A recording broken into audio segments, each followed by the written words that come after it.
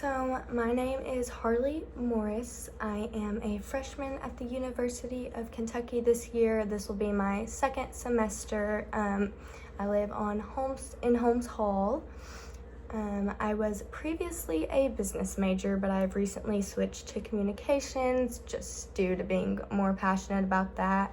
I'm from Marshall County, Kentucky, and an interesting fact about me is that I actually hate anything that goes on my lips. So for example, like chapstick, lipstick, lip gloss, lip liner, anything like that has not touched my lips since I've been about 3 years old, and I'm not really sure why, but it's actually like a fear. Like if someone brings any of that like even close to me, I will like gag.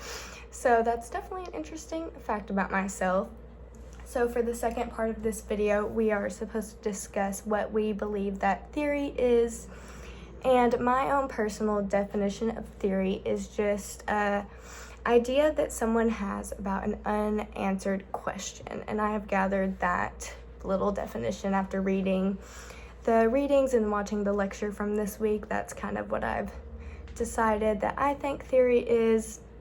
So for example, we'll use the Idaho murders because I know a lot of college students have been following that and have had multiple theories about who the killer was before they figured everything out. But that's just kind of the example I'm going to be using because it'd be easy to understand if you know anything about that case or have read about it at all. So in the lectures this week, we learned that what a theory does is describe, explain, predict, and control. So I'll get a little bit more in detail about that. So the way theory describes and explains things is, for example, climate change. Climate change is technically a theory, but we wouldn't even know what climate change is at all if it wasn't a theory to describe and explain what it is itself. And then for the predict and control part, I'll go back to the Idaho murders example. These murders definitely had a lot of predictions in it. A lot of college students predicted that it was the roommates or the ex-boyfriend. So that's definitely a big part of theory is prediction. And then for the control side of it, we'll think about the police officers having the theory that it was Brian Kohberger and then gathering evidence and finding out that it was. So then they controlled the fact that there was not a killer on the loose anymore.